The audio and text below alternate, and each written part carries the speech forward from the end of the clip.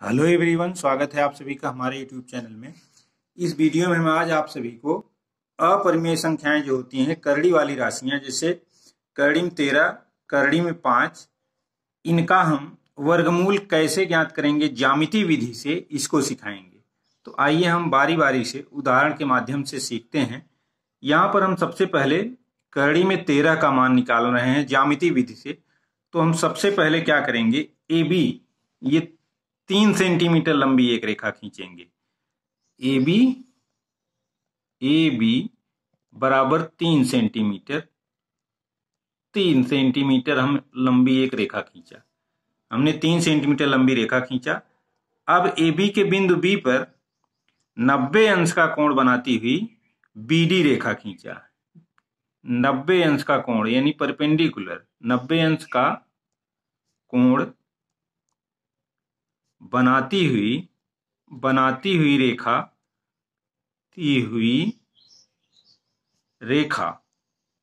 BD खींचा हमने, BD खींचा। अब यहां पर हम बीडी से 2 सेंटीमीटर काट लेंगे। बीडी से बीसी बराबर 2 सेंटीमीटर काटा। बीडी से बीसी बराबर 2 सेंटीमीटर काटा। यहां पर हम जब काट लेंगे सी बिंदु पर, अब एसी को मिलाया।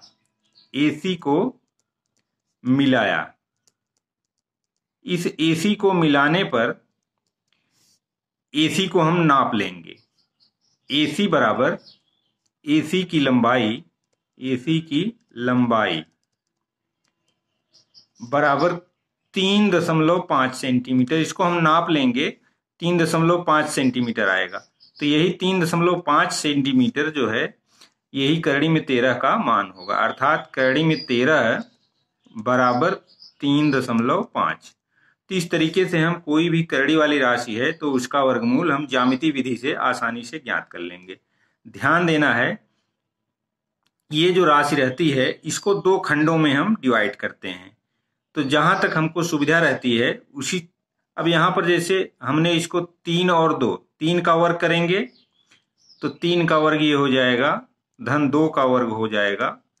तो 3 का वर्ग 9 होगा और 2 का वर्ग 4 होगा। 9 धन 4 ये बराबर 13 हो जाएगा। तो हम पाइथागोरस प्रमेय से हम जानते हैं कि कर्ण पर बना वर्ग लंब पर बने वर्ग और आधार पर बने वर्ग के योग के बराबर होता है। तो इस तरीके से AC स्क्वायर बराबर हमारा हो जाएगा, AC स्क्वायर बराबर 3 का वर्ग धन 2 का वर्ग बराबर 13। तो AC यानी इसी की लंबाई जो हमारी आएगी करड़ी में 13, यही इसका मान होगा। आशा करता हूं कि इस तरीके के सवाल आप सभी सॉल्व कर सकते हैं। ध्यान देना है, जिसका वर्गमूल निकालना होता है उसको हम 2 खंडों में बांट देते हैं। अब आइए अगला सवाल देखते हैं। यहां पर करड़ी में 5 है, तो करड़ी में 5 जो दिया गया है, करड़ी में 5, इसको हम 2 खंड में डिवाइड करेंगे जब, तो एक हमारा हो जाएगा करड़ी में 2 का वर्ग धन 1 का वर्ग। एक तो ये हो जाएगा, और दूसरा हम इस तरीके से भी इसको कर सकते हैं, करड़ी में 3 का वर्ग ऋण 2 का वर्ग, 3 का वर्ग ऋण 2 का वर्ग। 2 का वर्ग 2 दूनी 4, 1 का वर्ग 1 होगा तो 4 1 5 ये हो जाएगा। और करड़ी में 3 का वर्ग यानी 9 और करड़ी में 2 का वर्ग 4, 9 में से 4 घटाएंगे तो 5 आएगा। अगर हम इस विधि से सॉल्व करेंगे तो सबसे पहले हम 2 सेंटीमीटर लंबी रेखा खींचेंगे, उसके बाद इसके साथ 90 अंश का कोण बनाती हुई रेखा खींचेंगे, फिर उसमें से 1 सेंटीमीटर काट लेंगे। यहाँ पर हम 1 सेंटीमीटर काट लेंगे, फिर इसको मिला देंगे। तो इसकी जो लंबाई होगी जहां पर ये इसको काटेगा मिलेगा, वही करड़ी में 5 का मान होगा। अब अगर इस तरीके से बनाना है, करड़ी में 3 का वर्ग करड़ी में ऋण 2 का वर्ग, तो सबसे पहले हम आधार खींच लेंगे 2 सेंटीमीटर का आधार खींचेंगे। इसके बाद उसके साथ 90 अंश का कोण बनाती हुई रेखा खींच लेंगे। आइए हम इसको इस तरीके से, ये जैसे लगाया है उस तरीके से आ जाएगा। अब इस तरीके से क्या होगा, सबसे पहले हम 2 सेंटीमीटर लंबी रेखा खींच लेते हैं इस तरीके से। यहां पर 2 सेंटीमीटर ये होगा, 2 सेंटीमीटर लंबे। अब इसके साथ 90 अंश का कोण बनाती हुई, 90 अंश का कोण कैसे बनाया जाएगा, इसको केंद्र मान करके आधे से अधिक दूरी लेकर के एक इस तरीके से आर्क लगाया जाता है। फिर इसको केंद्र मान करके एक चाप यहाँ लगाया जाता है। फिर यहाँ से केंद्र मान करके एक चाप लगाया जाएगा जो यहाँ पर इसको काटेगा। फिर यहाँ इसको केंद्र मान करके जो एक दूसरे को यहाँ पर काट रहे हैं। अब इन बिंदुओं को हम मिला देंगे, जहाँ पर कटान बिंदु है इसको हम मिला देंगे, यही हमारी बीडी रेखा होगी। अब यहाँ पर हमने ए और बी रेखा 2 सेंटीमीटर खींचा था। अब ए को केंद्र मान करके 3 सेंटीमीटर, यहां से 3 सेंटीमीटर से एक चाप लगा देंगे यहां पर। तो जहां पर ये काटेगा इसको, इस तरीके से इसको हम मिला देंगे। तो अब ये हमारी दूरी BC, यही करड़ी में, ये तो 3 का वर्ग है, 3 सेंटीमीटर की, ये 3 सेंटीमीटर है। तो ये दूरी हमारी करड़ी में 3 का वर्ग ऋण 2 का वर्ग, यही नाप लेंगे तो इसका मान हो जाएगा करड़ी में 5 का।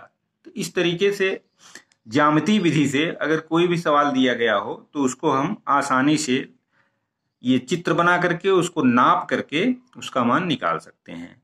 और जब भी नापेंगे तो ये करड़ी में 5 का मान आएगा। जिस तरीके से इसको मापा हमने, ये 3.5 आया, उसी तरीके से इसको भी उचित लंबाई लेकर के 2 सेंटीमीटर पैमाने से खींचेंगे। फिर 90 अंश का कोण बनाएंगे।